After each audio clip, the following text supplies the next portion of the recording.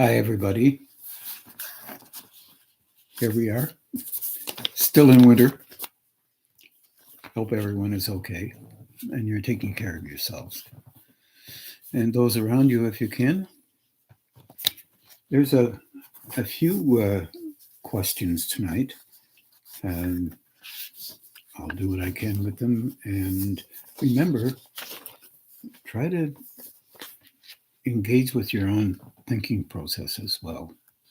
It's really important. Remember that you really grow through the system that you have, that you set up to handle life the best you can and engage the best you can. So here's a question from Catherine Willow, and it says, do you have any suggestions about how to prepare for one's death? That's so many people have talked about this one.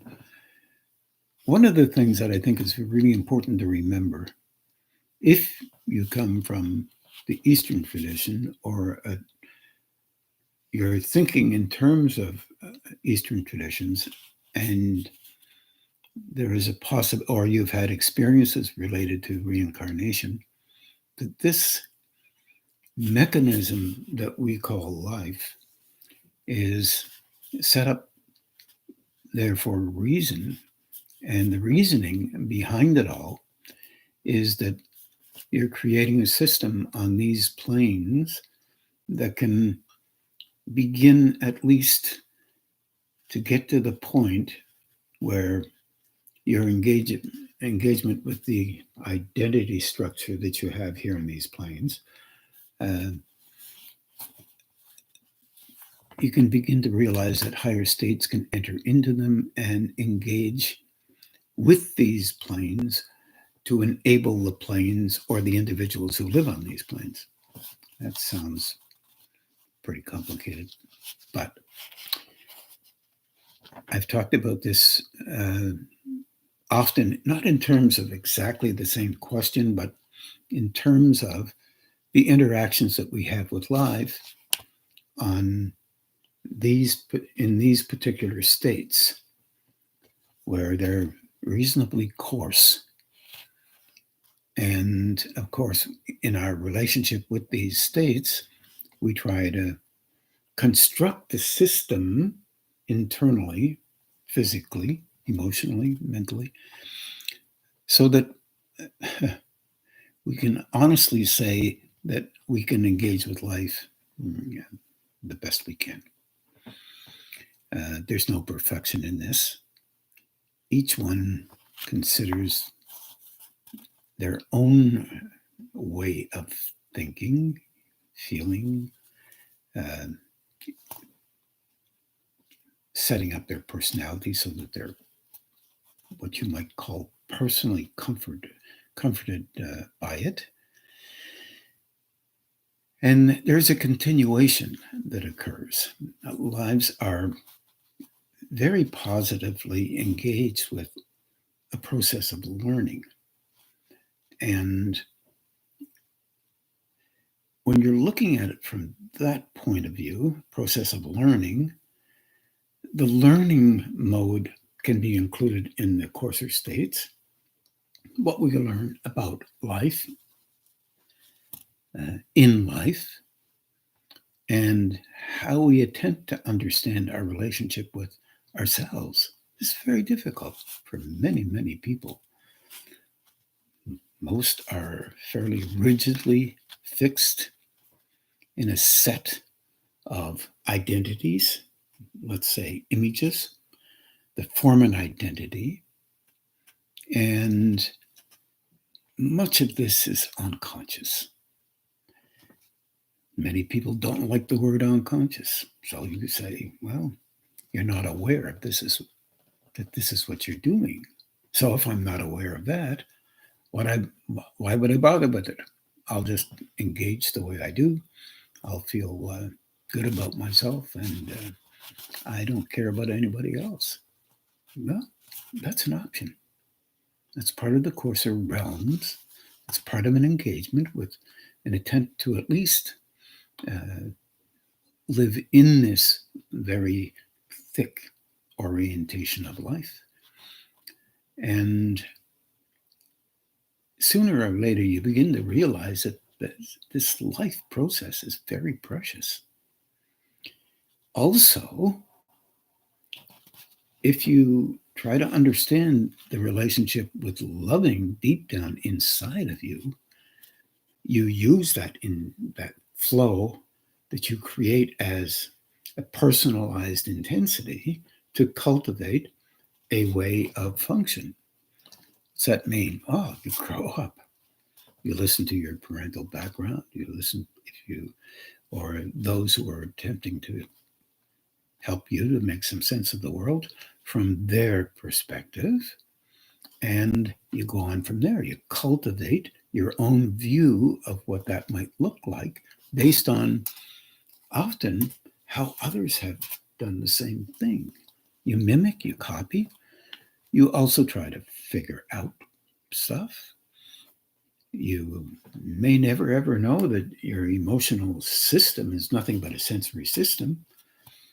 Uh, and even if you did know that, it works on automatic all the time.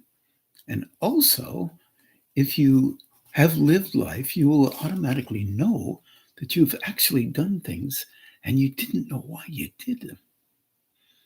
It might be an impulse from a previous time, or it might be, honestly, um, regretfully sometimes, I guess, a reaction to being frustrated or angry, uh, and you're protecting your own self and not looking at the world at large.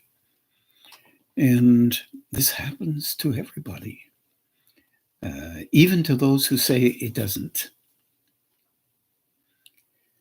So when you ask the question, what do you do to prepare for dying? In fact, literally, you're used to it already. Every second dies in itself. You wonder, you engage, you have second thoughts, you cultivate, you attempt to learn mentally, emotionally, physically, or you don't. You protect. You learn how to protect. And the dialogue that everyone has is when they come up with an idea that they nurture as valuable, they then protect that idea. Strangely enough, there are ideas that you have that you don't even know you have. This is normal. We are like that. By watching yourself and how you function, you can begin to get a bird's eye view of how you are. Then the next step is an interesting step. Not judging how you are, recognizing and then trying to understand how you got to be that way, still not judging, still not judging, but realizing that deep down loving that's in you that you use of your own accord to construct you the way you believe or think you should be constructed, that's an act of love for you. You do that, and you will do that the rest of your life. You will do that in another life. So if you're used to meditating now, meditate. If you're used to trying to understand you, continue to try and understand you. If you're used to living life the way you think life should be lived, there is nothing that you will do unless you're consciously aware of what you're doing that will change that. So allow yourself to pay attention to you and allow yourself to have a good laugh And be okay with laughing sometimes with what you do. Because you're set up. You set yourself up to do these things. And it's very difficult to shift them. If there is such a thing as a higher state or higher states, and I personally believe there are, engage with that idea and see if you can allow yourself to have experiences that are softer, gentler, kinder, more respectful. And even of the things that you've engaged with in life, you kind of wish you hadn't have done things exactly the same way as you have done. The relationship you have with a higher state is one of love. Therefore, if that's possible, in other words, if that love will help you to do whatever you think is viable,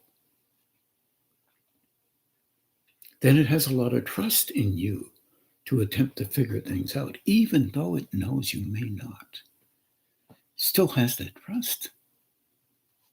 It's a relationship of loving.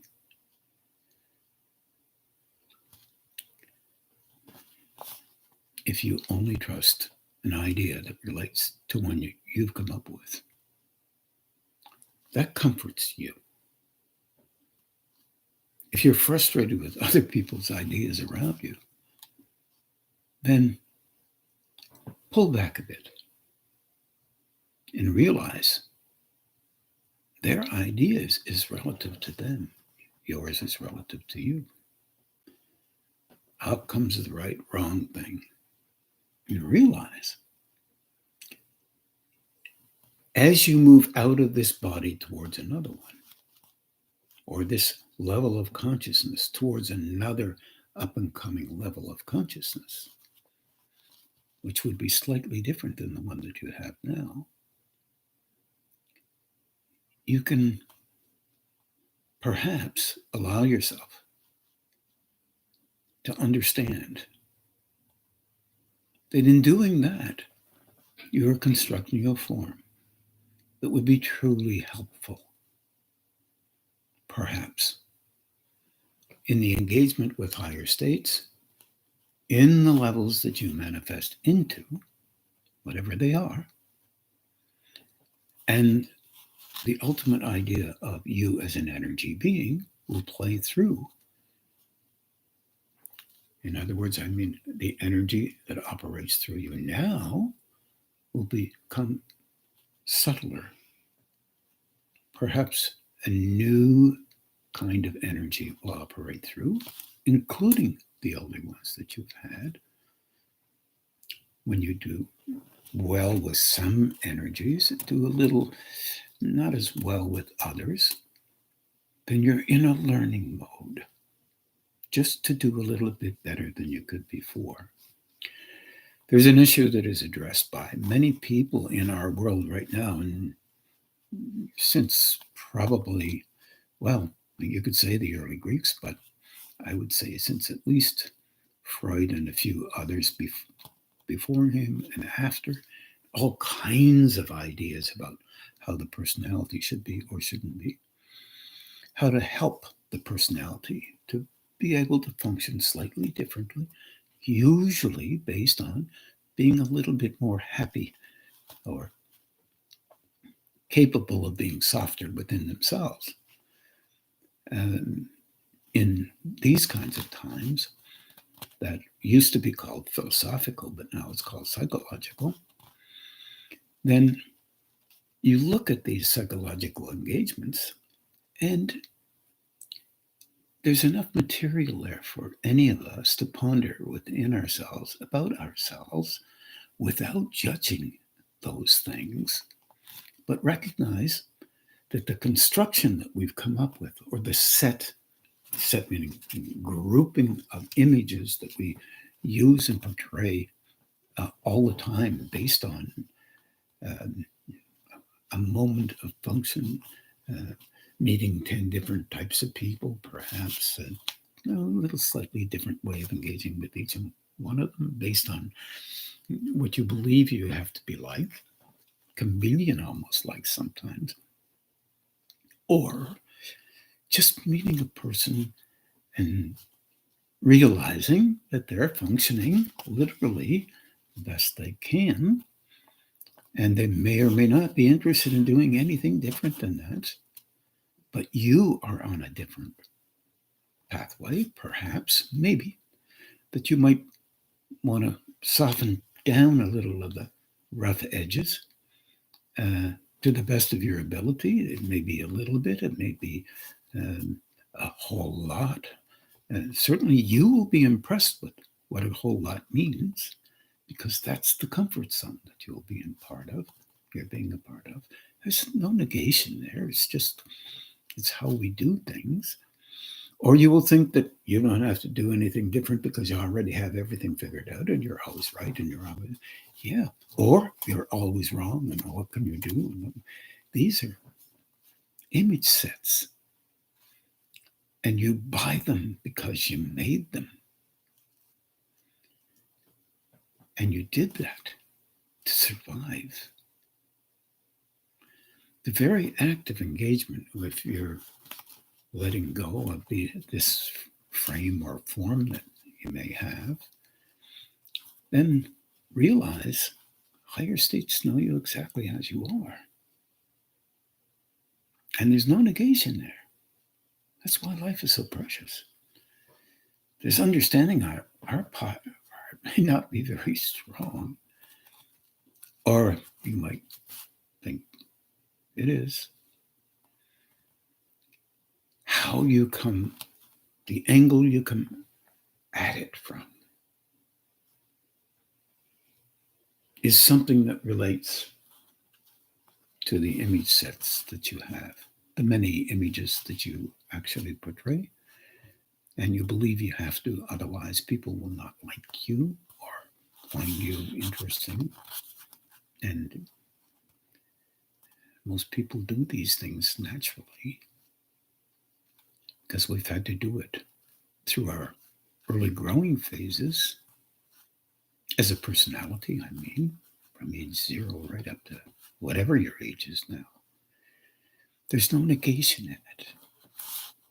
So preparation for dying is kind of trying to perceive that love inside of you. And if you can't perceive it the way you believe it has to be perceived, realize that belief, the way you believe it has to be perceived, is an image set. You can only do what you can. That's all. And if your focal point is on truly attempting to do that, there'll be little moments, excerpts of things that are slightly different, just slightly different than what you've personally constructed. Know that slight difference is an act of love, an active aspect of a link between you, the one you've constructed, and a belief that you may have or may not have, or just an engagement with a higher state. The best, you can allow it to be noticed. It's not a numbers game here. It's a construction formula. We're constructing, continually constructing from lifetime to lifetime towards a form that can handle more energy from a subtler level that can be transmitted through us, not from us. It's not a personality dialectic. That's not the way it works. But we kind of believe that that might be the way it works from time to time. It's more transmission. Emissions. For those of you who've seen some seminars where I had two images, thanks to our friend in England, Neville Brandt,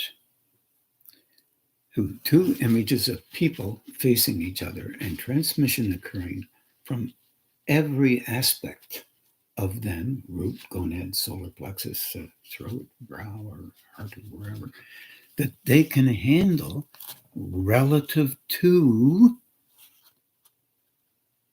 a continuum from zero expression through a center to infinite expression, so subtle our coarser levels can't even perceive it.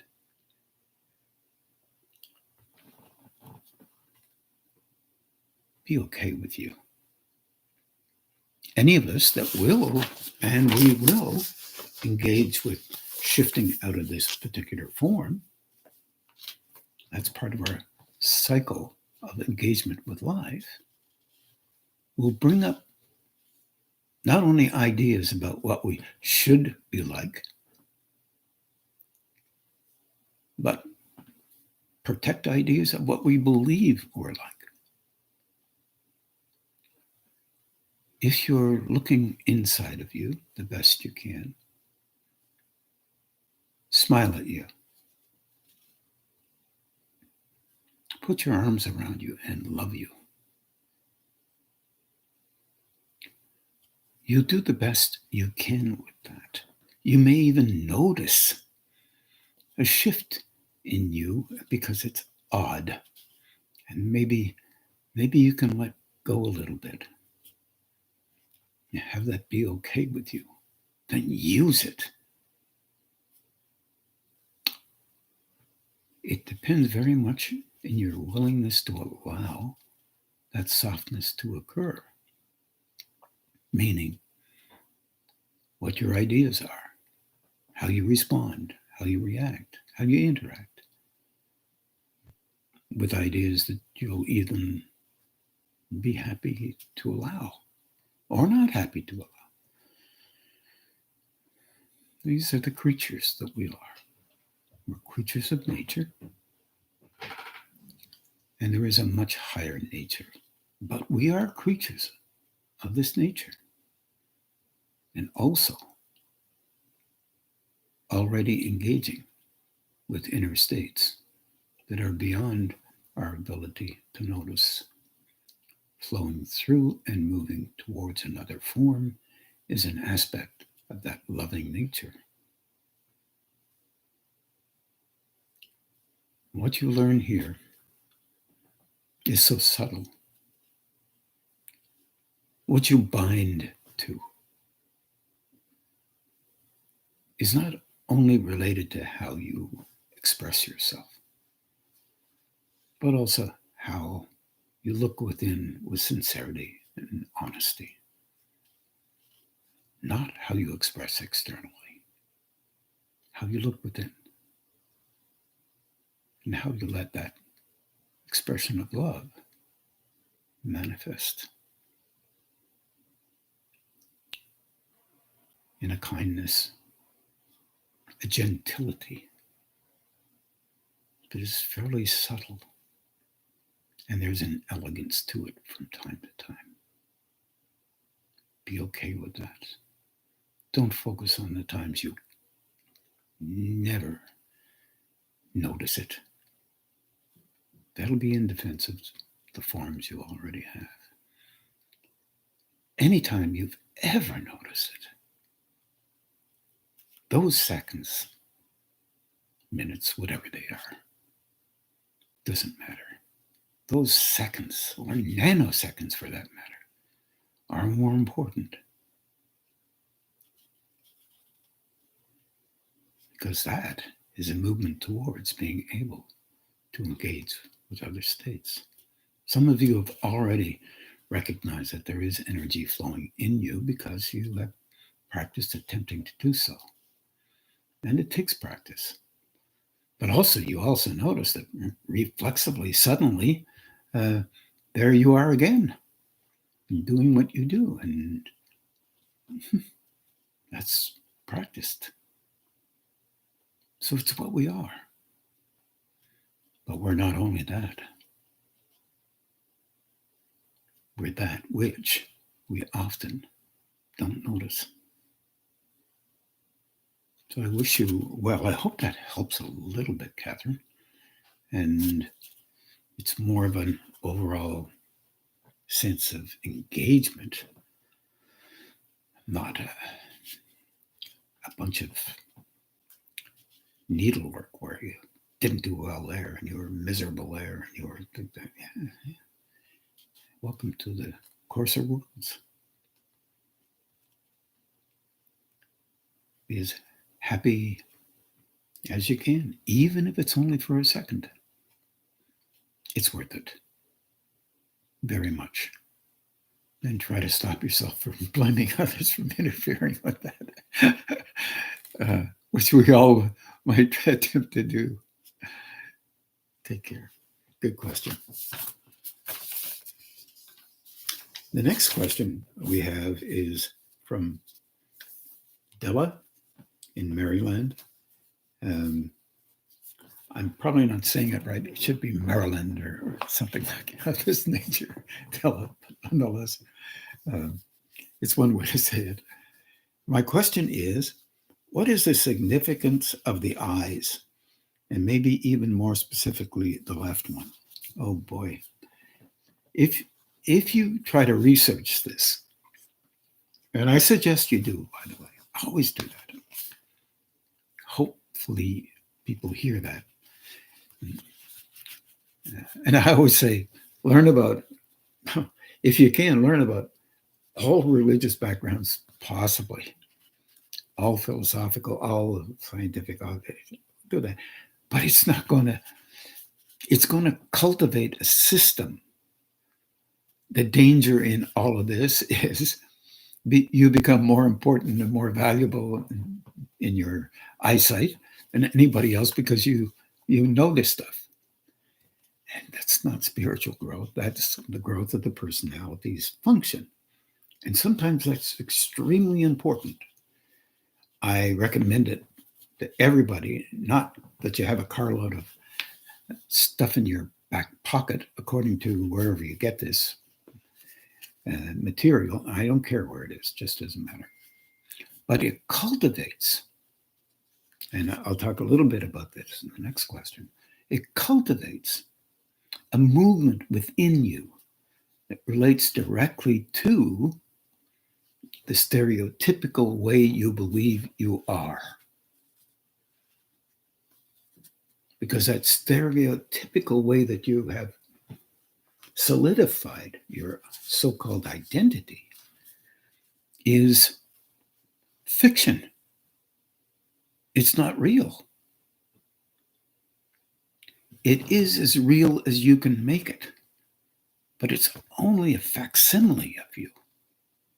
You're much more than that, but you'll get to the point where you defend exactly anything that you believe that you are, and you can't get past that. You won't allow yourself. Then you'll construct images of you relating to spirituality, and it's really very difficult if that happens. Well, it does happen, and it happens to most of us. So trying to be okay with realizing that you can go broader is not a negative thing. Anyway, my question is, what about the eyes? What are the significance of the eyes? Well, when you're engaging with a person, first thing that you look at often is the eyes. You want to say, is she, he telling me something that might be true, might not be true? How sincere?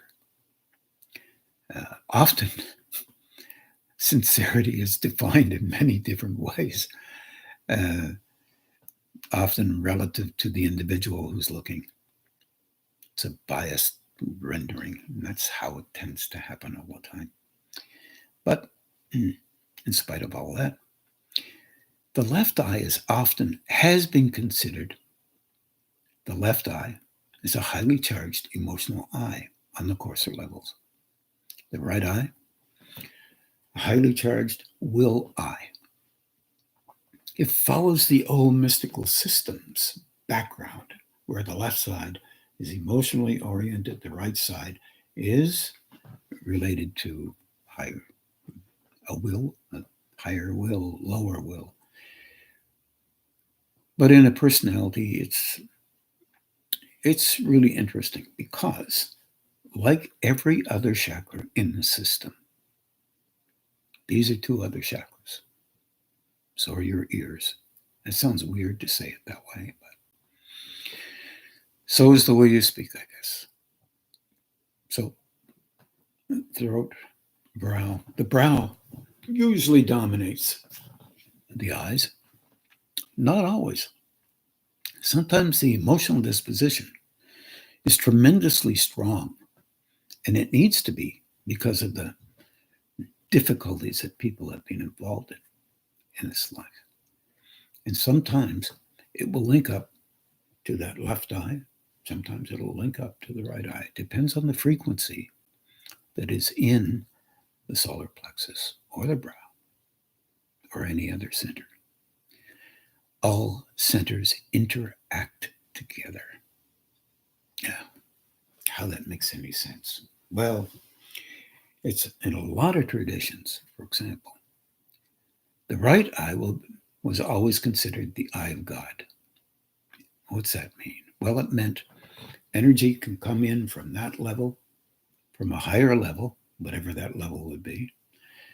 As soon as you say these things, personalities start saying, oh, I think my eye's got that level of God in it. It's got this, it's got that, and my left eye must be all emotional, blah, blah, blah, blah. But it doesn't work like that. Our engagement with whatever planes we're on in a moment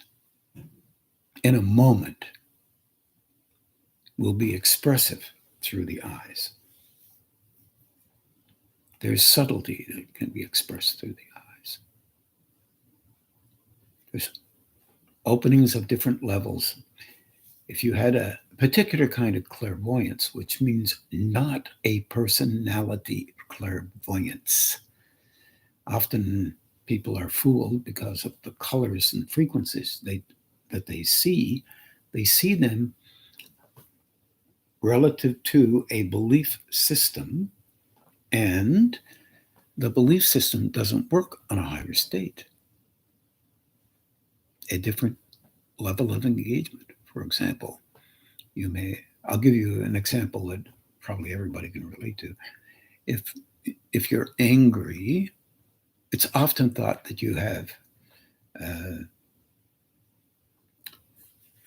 sharp personal will that is used for your own benefit, and that they call it red. Red at a different level is a reddish tinge, but it's used for a higher level, the will of a higher state. Now, the will of a higher state can be used in any frequency. And of course, that's not always in a belief system. Often in some emotional belief systems, and there's some validity in these course levels with this system, especially the ARE group, a wonderful group through Edgar Casey out of Virginia Beach. And this kind of clairvoyance often is related to colors, and they already have a basis for those colors, and they're supposed to be emotional colors, and that happens with many people. It can be real, but on a different level. The colors look similar, but they're not the same. And what people believe about those colors isn't true, really, necessarily at all. But then there's the defense of the systems. That's the dilemma. We defend systems that we're a part of, and that's makes perfect sense. We do the same thing with our personalities. Why would we not do it any other way?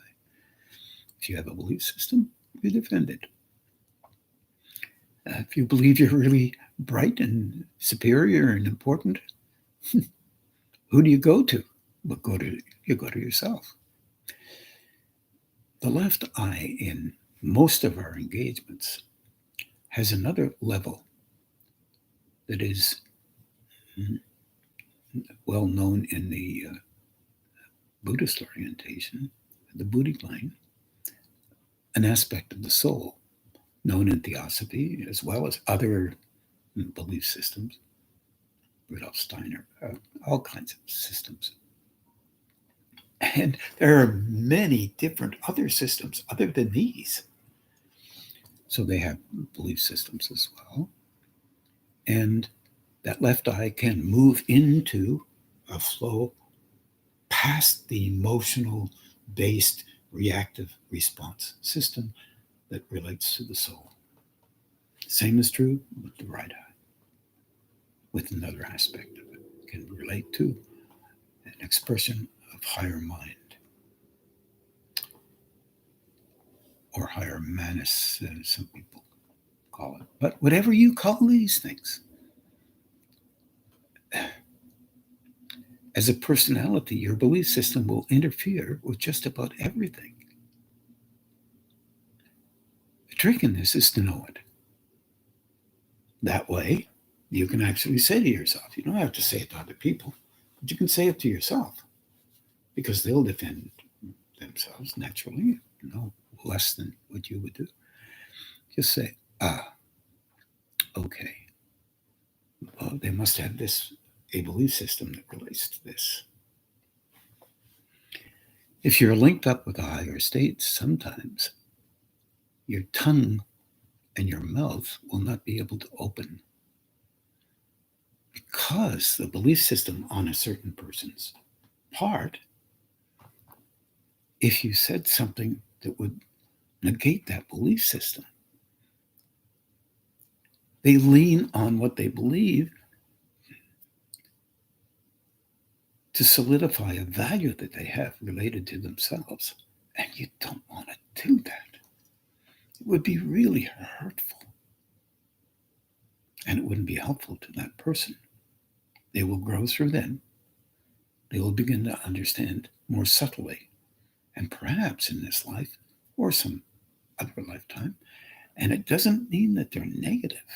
It means that they're in a process of development relative to them. That's what that means.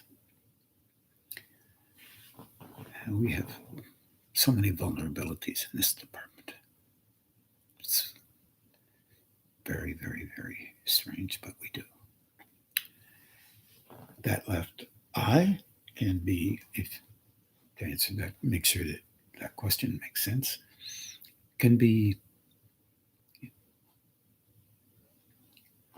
if you are noting it in a dream, one could say, and it was pointed out, that that might be a place where you can soften down the emotional reflex or sensitivity because it's there, because there is a need to have it there. Maybe more energy is pouring out of there, coming from, for example, the solar plexus, or wanting to be right, or say it differently because that's not what I meant. Wanting to be valued as a valuable person. And without that intensity there, and it depends a lot on our training, you would not think that you would be valuable if you didn't come out with a strong emotional reflex. This happens all the time to many of us. But it's subtle. It's hard to say, oh yeah, that's my wanting to be more valued. No. What we do is we look at why it came out, relative to what we believe might be true. And this is consistent for human beings. So if you have something like that, you just say, I'm part of the human race. This is what it does. It's an aspect. But remember, also out of that eye can come energy from a different level. And trying to coach yourself to be more subtle when you practice being expressive in a certain manner is very difficult for us, but nonetheless, not impossible. So I think I've said enough about that one. And there is another one here. I'm just making sure I hit all the points. Another question is, if you could speak about what is happening when we are projected, have a projection into others, our own unconscious insecurities. I'd like to have some help to broaden it out. Well, once again, you remember that image? Probably in the last seminar, I brought it, and you'll probably see it on March the 13th. Again, where two people are standing together and they're conversing. These two people may or may not even be aware that they're transmitting to each other all the time. And they're helping each other. And help is a very difficult thing. If you are in a process of helping another, and you're not doing anything to do that, but the energy is doing that from another state, for example, then you can't take credit for it. That is glorious. But if you think you're giving them help and you're transmitting towards them and you take credit for it, what you're building is another image formula that values you as the great one, all that sort of stuff. Can that happen? Oh, yeah, sure. Often happens all the time. Any of you out there, have you ever wanted other people to think the way you do? I won't wait for an answer on that one. And yes, it's real. And there is an intensity around that. And transmission relates to those three lower centers. Now remember, these centers work together. If you open something above the diaphragm, it will help that below the diaphragm to stretch a bit so it can handle more opening above the diaphragm. This is not talked about very much, but it's one of the very basic things that happen all the time. And that's why interacting with people is sometimes really helpful. And many of us don't want to change too much. So sometimes interacting with people, we don't like that much because we don't want to change that much. But there's something that drives us to communicate. Whether you say you're not communicating or not, you're still communicating with other people. And that is a part of the growing process that we all are a part of. This interchange of energy, for example, in growing, you'll become more sensitive to energy that is slightly different than what you're normally used to. There's a reflex reaction especially with beliefs, and here we go again, about being uncomfortable around a person. And you're uncomfortable because their energy isn't perfectly like yours. And you're kind of in the fictionary love for your own self-interest. natural, normal stuff we are. And here we go. We don't notice that if we calm down a little bit and started to realize that there's also a transmission from you towards the other, then you could allow yourself to soften down your reaction, whatever it is, to some kind of transmission that might shift you somehow, some way, whatever it would be. You can soften you down. That's why some of these exercises that I've given out might be really helpful, as long as you turn your hands on it. Because it slows you down. Your reaction itself becomes more a signal that you're responding to something rather than having to only verbally engage to protect the way you believe things have to be. And I understand that this is very difficult. Certainly not very subtle sometimes, but certainly very difficult because it's our view often as a personality, logically, that we're reacting because the other person is making us do that. That's not as real as what we think. But if there is transmission coming from another person, you can redirect it. You can use a life map on it. You could do that. And you could talk to yourself. Soften you down a bit. Easy does it. Easy does it. That's my sensory system telling me that there is something different going on here than what I'm normally used to. Our brain will figure it all out eventually.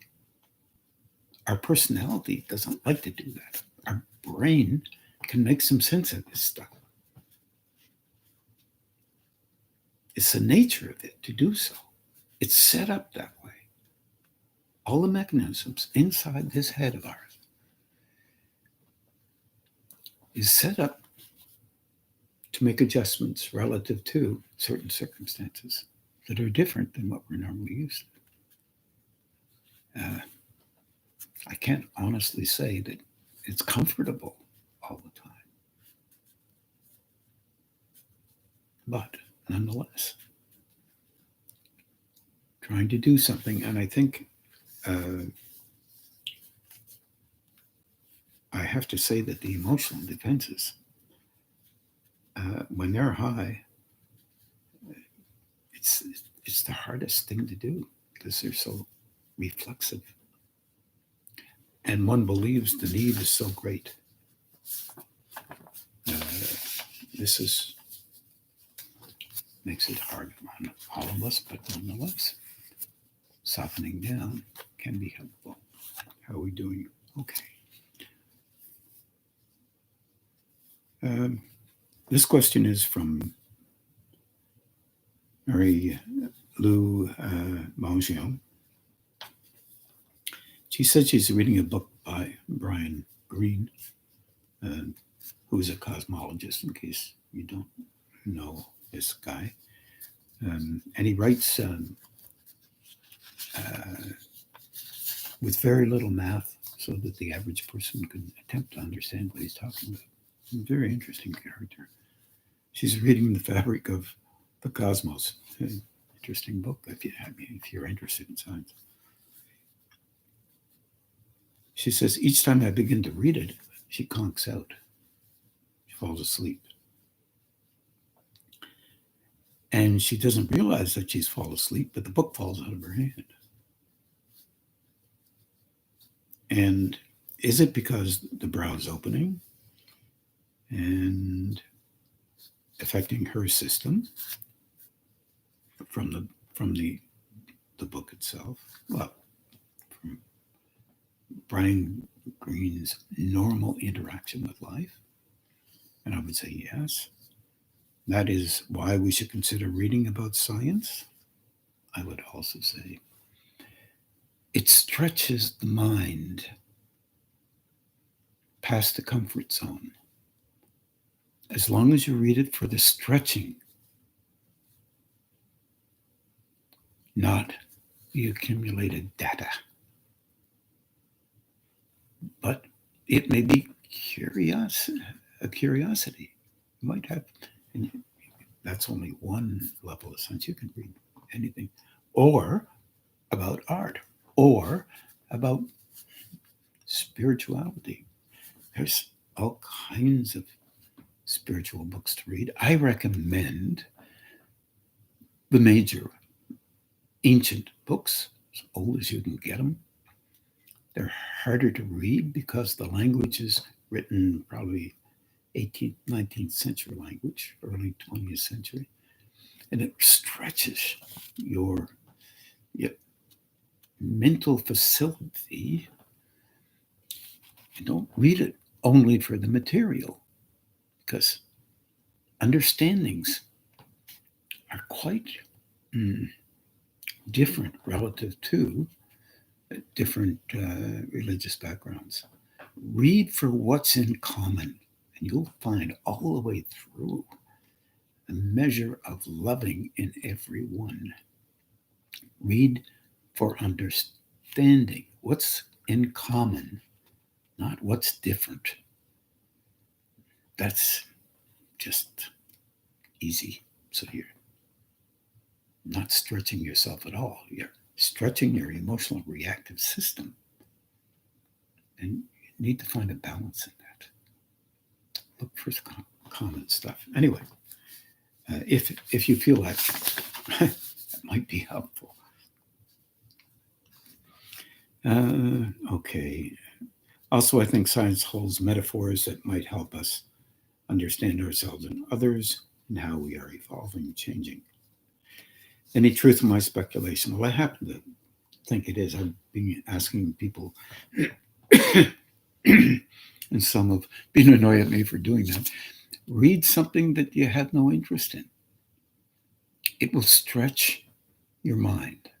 Read something you have an interest in, but you've never read anything before about it. You just want to see if you can stretch your already concretized way of seeing the world.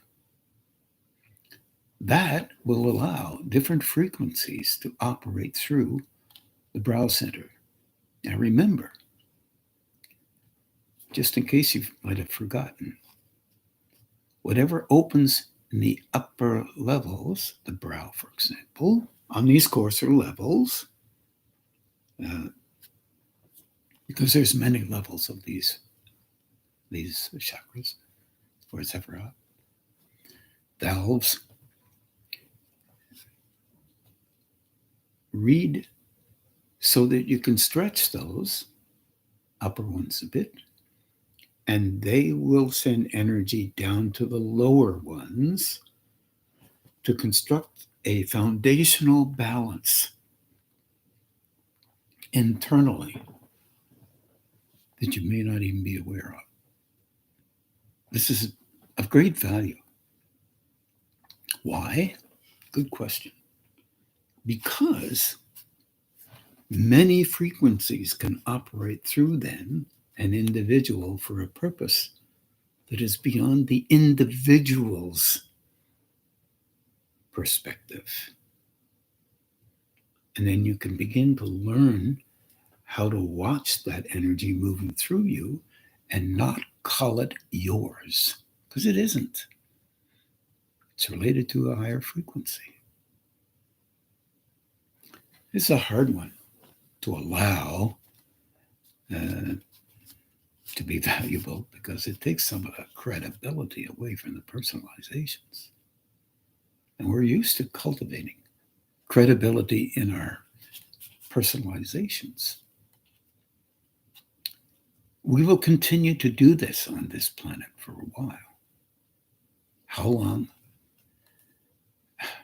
I don't know. But you participating in that engages with you being one who's attempting to go beyond what you've already cultivated and what you believe no one notices and it's not real. Competition is fierce on this planet for 1 second of value. 1 second of value with whoever stands closest to you. Enjoy the second, but that hasn't got anything to do with spiritual growth. It has to do with you protecting how you believe you need to be the you that's important in the world. From a higher perspective, one could say that flow that operates through you sees you as precious because you can handle a little bit of flow operating through you that might be helpful to others and in their internal development. I wish you all well tonight. It's been enjoyable. I tried to answer some of these questions, and I only have one left. Oh, sorry, two. So if you feel comfortable sending in some questions, I would really appreciate that. I'd rather be answering questions that related to you rather than questions that relate to me. And I'll do the best I can with them. When you hear me talking about these things, consider them fine, but also see how they fit inside of you. Try to understand them from a different perspective than the one that you already have. Now we're going to meditate for about an hour or so, roughly. And I wish everybody a very good evening. You take care of yourselves.